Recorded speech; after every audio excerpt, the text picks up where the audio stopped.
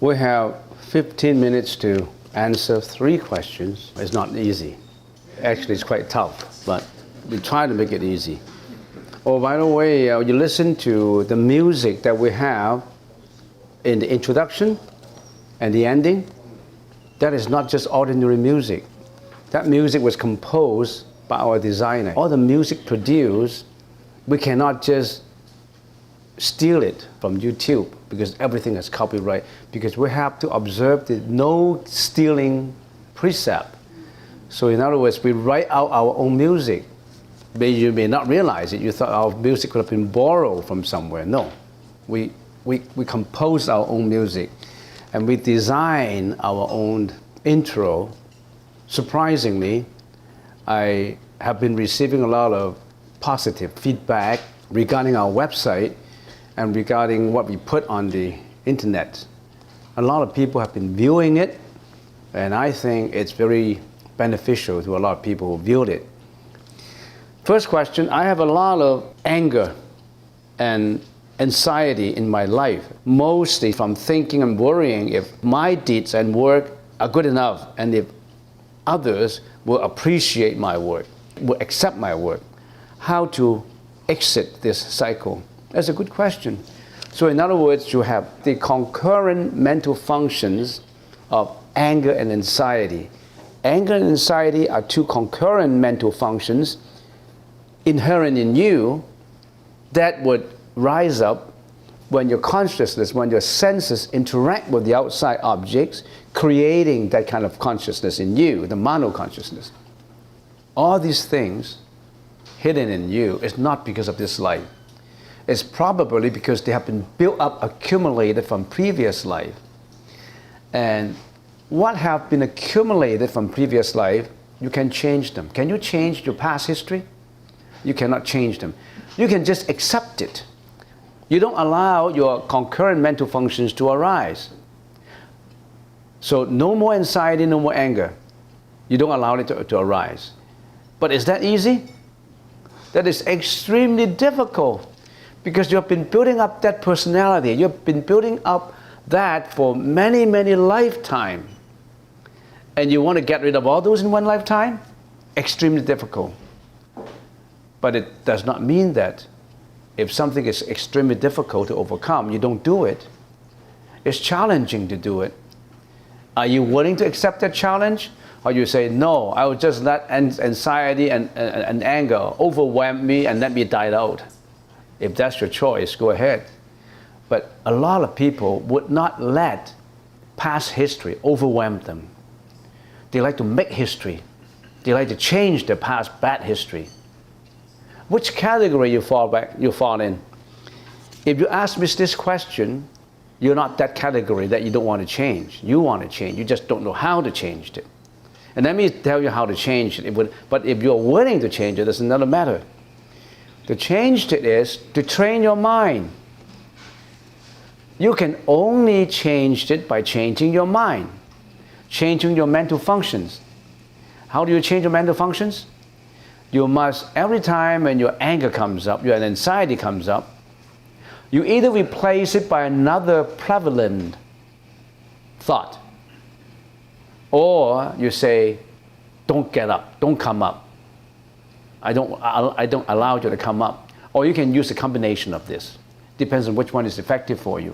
So in other words, when an anger and anxiety comes up, I would do a mantra.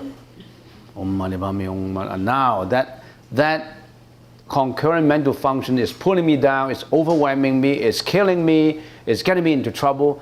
I would like to have Om Mani Padme Hum, Om Mani Padme Hum. Then you kill that thought. There's no way that you can eliminate it. You can only overcome it by covering it up by another thought. But when that sprout, when that shooting is always being covered, it gets weaker and weaker and weaker, And that cover that you have is getting stronger and stronger and stronger. That thought is getting stronger. Then that goes to the question of, can you train your thought to be stronger? Can you train up your meditation? Can you train your samadhi? So you have to use a combination of, sometimes you use a mantra to overcome it, and sometimes you simply return to the mind. The mind will say, don't get up. Anger and anxiety, don't come up. I can see you. I'm watching you. I'm sympathetic with you. I don't want to kill you. I don't want to eliminate you because I cannot. But I'm quite sympathetic with you. And no more anger, no more anxiety. Stay calm. And let us work something out. In other words, you come to terms with your anxiety and anger. You don't kill it. I want to suppress it. I want to kill it. I want to eliminate it. I want the master of it. You don't need that to be the master. Can you be a friend of your anger and anxiety? Pat your friend's shoulder and say, hey buddy, I know that you have a tough time, but let us talk. And be friend with your enemies. Be friend with your concurrent mental functions. Can you do that? Don't try to kill it, because by killing it, you create another anger. By killing it, you create another anxiety. Why? Because by killing it, you're afraid, you're anxious that it couldn't be killed. And you expect it not to be killed. So you just befriend, come to terms with them. And there's so many ways that you can find out to control your anger and anxiety. But all these is equivalent to enforcement of your mind. You need samadhi, you need meditation, you need mantra. And you certainly need precepts. Why do you need precepts? Because if you have all these precepts with doing meritorious deeds, will lead to influence you to strengthen your mind in the control of your anger and anxiety.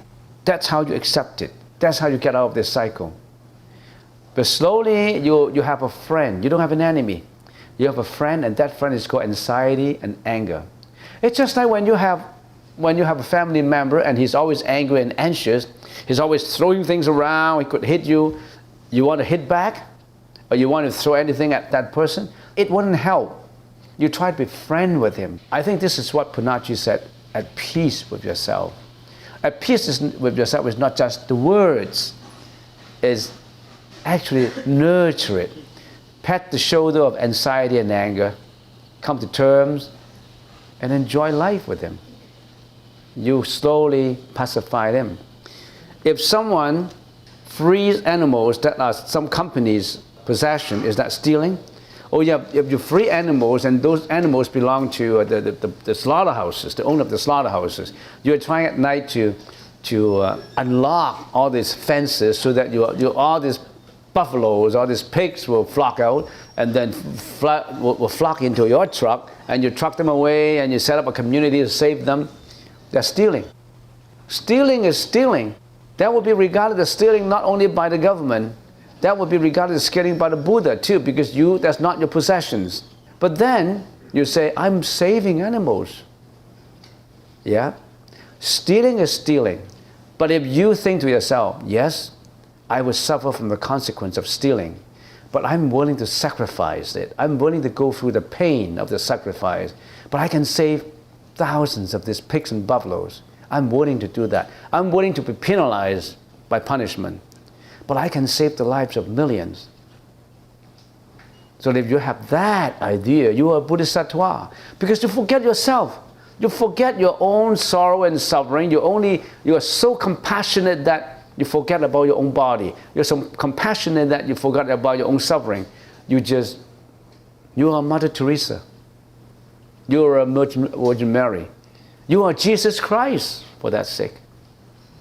Because you sacrifice yourself for the liberty, for the freedom, for the salvation of others. That's what we call salvation. That's what we call hero in revolutions. In the French revolutions, how many people died for the country? They shed their blood.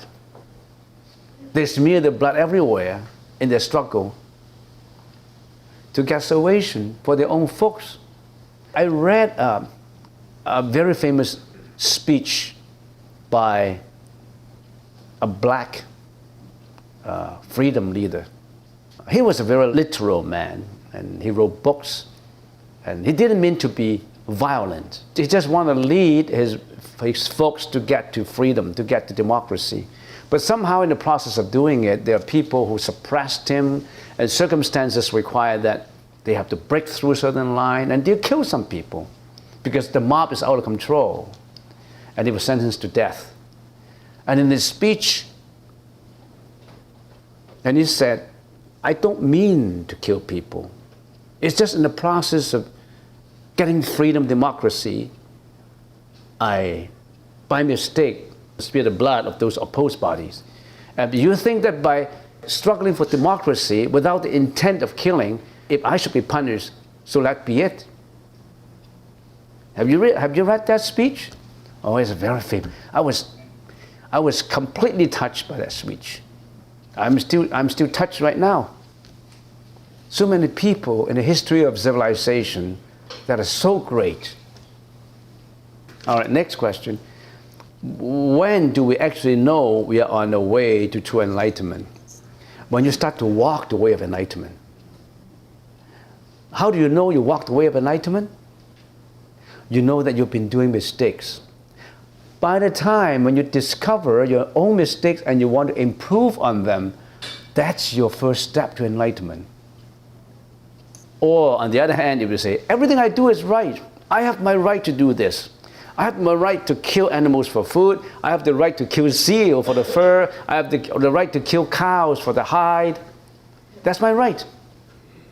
But if you start to think, I don't have the right to sacrifice seals to get the fur. I can go cotton. I don't have the right to kill cows for the sirloin steak. I can eat vegetables. You recognize your own mistakes and you want to walk the enlightened, the virtuous way. That's the time when you know you're on your way. Have you been on your way? Are you on your way? Or everything you think is egoistic. Everything you think you're right. Your view is right, your action is right, your speech is right, everybody else is wrong. Then certainly you're not on your way to enlightenment. You're on your way to another path. You know what that path is. The path that leads to destruction. The path that leads to failure. Last question. I meet my target. What do I do if I get a buzzing sensation on my forehead when I meditate? It distracts me from breath. Should I start meditating on the sensation when it comes? A buzzing sensation in the forehead, that means something in here. In the experiences of many experienced meditators is, the object of the concentration could be the belly button, 3 inches below the belly button. That is the ocean of breath. In the Chinese language, we call it 丹田气海, 3 inches below the belly button. So you meditate on that location. Some people meditate on an object, and that becomes your object. But how do I meditate on 3 inches below my belly button? You just open up your clothes and see what is below your belly button. You just see it. See it and put that image in your mind and try to, this is the location I'm meditating on. And if you always concentrate on that location, surprisingly, that location will get sensations moving. It's just like a fiery red ball slowly moving in that direction. It gets bigger and bigger. There's more heat in there. There's more energy in there. Wherever your mind concentrates on, that's where the action is. I don't know if you have been concentrating on your forehead. I don't know. But if you haven't, that means when you think, maybe a certain part of your thinking concentrate on your forehead. And maybe a certain portion of the brain have been overly utilized. We don't know. We're not supernatural. We don't know. But I think a safe way to do it is forget about that sensation. Some people think that sensation is good. You didn't tell me, but that sensation, you know what? When people have that sensation, concentration, later they feel the heat radiating, and they feel a glow of light embracing them. They have special feeling. And then they attach the glow of light. Oh, that's so bright. It's so comfortable. It's like a warm orange color balloon and embracing me with warmth. Don't attach to anything. If it comes, let it come here. If this one is giving you a headache, don't concentrate on here. Concentrate somewhere else. Concentrate on your breath. Direct your thinking to the breath. Okay, so the situation requires you to have some trial and error. Don't concentrate in there. Try to remove your attention away from it.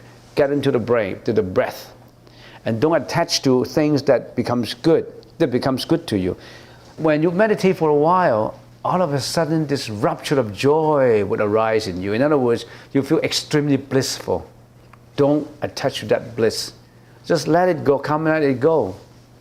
There's a lot more to say about phenomena occurring during the process of meditation.